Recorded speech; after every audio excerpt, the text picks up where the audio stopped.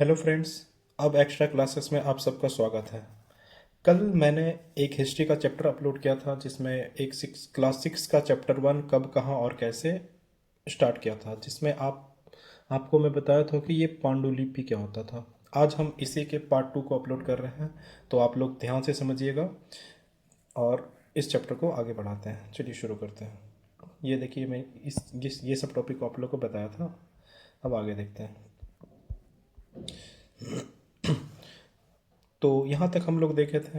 अच्छा, एक एक पिक्चर दिया हुआ यहाँ पे देखेंगे। बाएं और एक प्राचीन नगर से प्राप्त हुआ था। देखो, इस तरह के पात्रों का प्रयोग लगभग 4700 वर्ष पहले, सोच के देखिए, ये जो चीज़ है आज से लगभग 4700 वर्ष पहले यूज होता था। दाएं और पुराने चांदी का सिक्का, लोग उस समय चांदी का प्रयोग करते थे कि ये सिल्वर कॉइन है ना। इस तरह के सिक्के का लगभग प्रयोग 2500 वर्ष पूर्व होता था। हमारे द्वारा आज प्रयोग में आने वाले सिक्के किस तरह का होता है आप देखते हैं। हम लोग का जो सिक्का आजकल सर्कुलर फॉर्म में होता है ना, और ये सब सिक्के को उस समय प्राचीन सिक्के को आहत सिक्के बोला जाता था।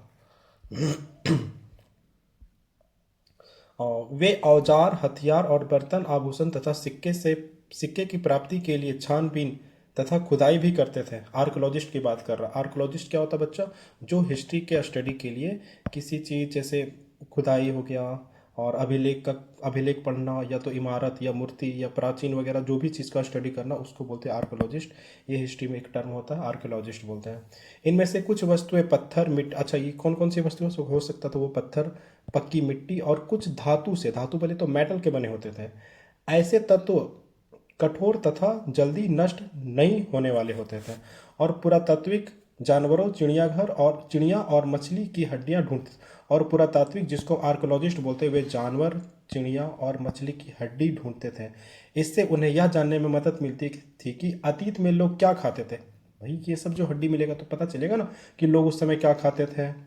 वनस्पति के अवशेष बहुत मुश्किल से बच पाते। अच्छा, वनस्पति मतलब कुछ जो पेड़ पौधा से जो प्राप्त होता है वो तो आसानी से नष्ट हो जाते होंगे, लेकिन हड्डी वगैरह ये सब चीज़ लॉन्ग लास्टिंग होते हैं और चलते थे। यदि अन्न के दाने अथवा लकड़ी के टुकड़े जल जाते तो वे जले हुए रूप में बचे रहते थे। उसका जला फुला चीज ही मिलता था प्रूफ के तौर पर। क्या पुरातात्विक को बहुता कपड़ों के अवशेष मिलते होंगे? यानी जो बोरा, क्या पुरातात्विक को कपड़ा का अवशेष मिलता होगा?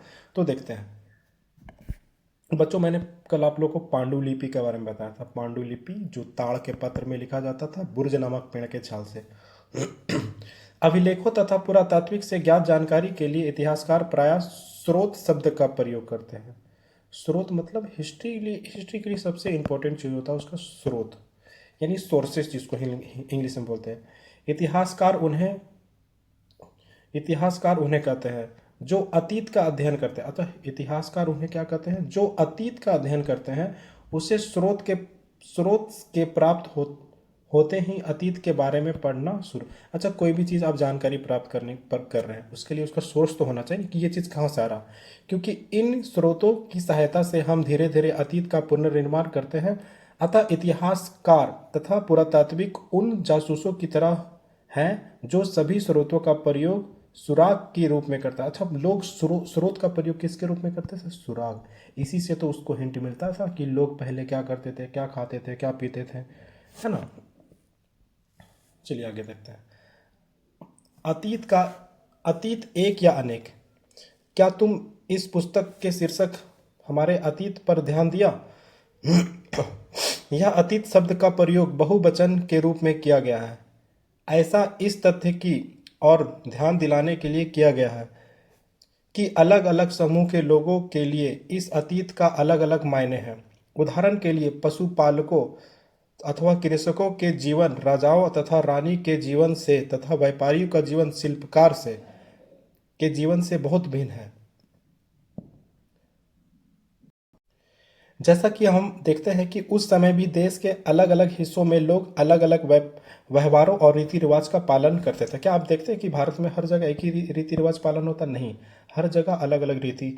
आप झारखंड में रहते हैं तो झारखंड का रीति रिवाज अलग है, बिहार का थोड़ा अलग है, बंगाल का थोड़ा अलग है ना। तो उस तरह की पहले भी होते थे। उदाहरण के लिए आज अंडमान द्वीप में अधिकांश लोग अपना भोजन मछली देखते हैं। अंडमान अंडमान और निकोबार जो कि भारत का आइलैंड है, जरा देखते हैं अंडमान निकोबार कहाँ। ये रहा आपका भारत का मैप। आपको पता है भारत का दो आइलैंड है, ये है अंडमान और निकोबार और ये है लक्षद्वीप, है ना। ये है बंगाल की खाड़ी, ये है हिंद महासागर और ये है अरब सागर। ये इंडिया का नॉर्थ पार्ट, ये साउथ पार्ट, ये ईस्ट और ये वेस्ट।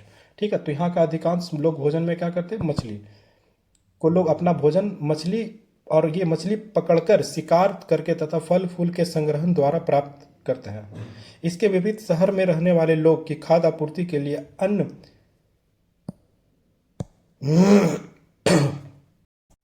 इसके विपरीत शहर में रहने वाले लोग की खाद्य आपूर्ति के लिए अन्य अन्य व्यक्तियों पर निर्भर करते हैं। अच्छा, जो शहर पे लोग रहते हैं वो किस पे डिपेंड रहते हैं, अनदर लोग पे रहते हैं डिपेंड, है ना। बाजार पे डिपेंड रहते हैं, कुछ जो भी चीज़ उसको खाने पीने का जो भी चीज़ चाहिए सब दूसरे चीज़ों से बाहरी व्यक्ति से मिलता है।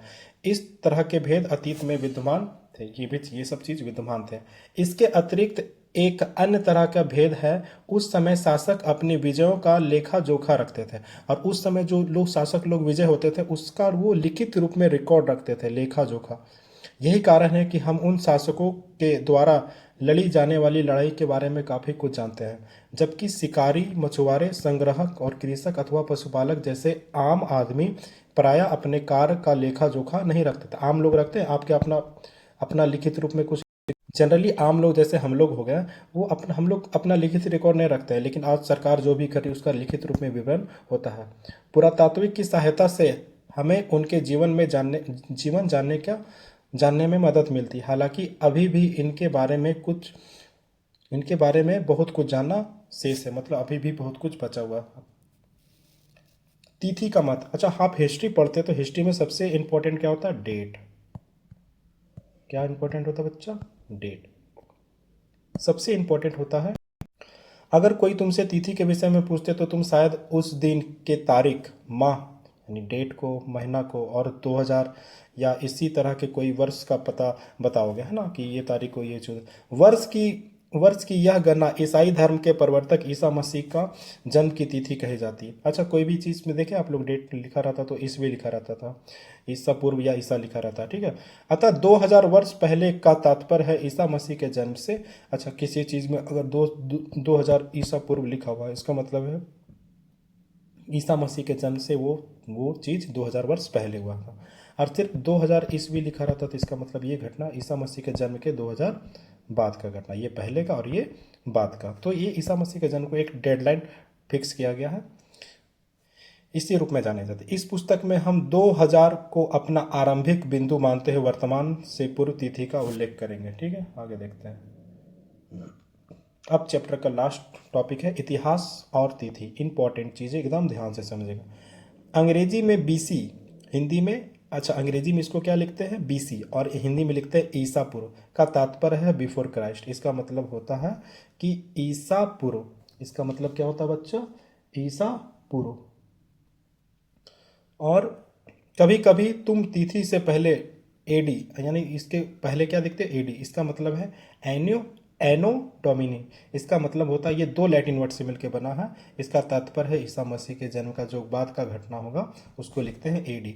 एक लिखते हैं बीसी बिफोर क्राइस्ट, एक तो लिखते हैं एडी, ठीक है। ये ईसा मसीह के जन्म से पहले का घटना और ये उसके बाद का घटना। कभी कभी एडी का प्रयोग, कभी कभी एडी की जगह बीसी, कभी कभी एडी की जगह बीसी भी लिखा रहता है, जिसका मतलब है बिफोर क्राइस्ट। ये भी ईसा मसीह के जन्म के बाद का घटना होगा, ठीक है। और जिसको हम कॉमन एरा के नाम से जानते हैं, तथा बीसी बिफोर क्राइस्ट, है ना, या कॉमन एरा भी कह सकते थे। हम इन शब्द का प्रयोग इसीलिए करते हैं क्योंकि विश्व के अधिकांश देश में अब कैलेंडर का प्रयोग समान हो गया है ना। जो भी हम लोग कैलेंडर यूज करते हैं वो लगभग विश्व में सब एक ही कैलेंडर का प्रयोग करते हैं। भारत में तिथि के रूप में प्रयोग लगभग 200 वर्ष पूर्व आरंभ हुआ है। भारत में जो तिथि का प्रयोग कर रहे हैं वो लगभग 200 वर्ष आरंभ हुआ है। कभी कभी अंग्रेज में बीपी अक्षरों का प्रयोग, जिसका तात्पर्य है बिफोर प्रेजेंट, वर्तमान से पहले, ठीक है। इस चैप्टर में क्लास 6 का ये थ्योरी सेक्शन था। अब कुछ हम इंपॉर्टेंट क्वेश्चंस को देखेंगे अगले सेक्शन में, जिसमें हम वन शॉट देखेंगे। थोड़ा सा इंपॉर्टेंट चीज को समझते हैं फिर क्वेश्चन। कृषि का आरंभ पढ़े थे लगभग 8000 वर्ष पूर्व। सिंधु सभ्यता का प्रथम नगर 4700 वर्ष पूर्व। गंगा घाटी और मगध और बड़ा राज्य 2500 ईसा पूर्व। वर्तमान लगभग 2000 ये सब चीज़ कीवर्ड्स हैं, ये एनसीईआरटी का कीवर्ड्स है, इसको हम देखेंगे। और इसके अलावा एक इसके वीडियो और लाएंगे जिसमें इन वन शॉट होगा और ये इंपॉर्टेंट क्वेश्चन होगा किसी भी गवर्नमेंट एग्ज़ाम और स्टेट एग्ज़ाम और स्टेट बोर्ड के लिए बहुत इंपॉर्टेंट क्वेश्चंस होगा, वो वन शॉट होगा एज ए। ठीक है, तो आप लोग इस चैप्टर को ध्यान से देखिए, 1 से 2 बार वीडियो को लर्न करिए। थैंक यू, धन्यवाद।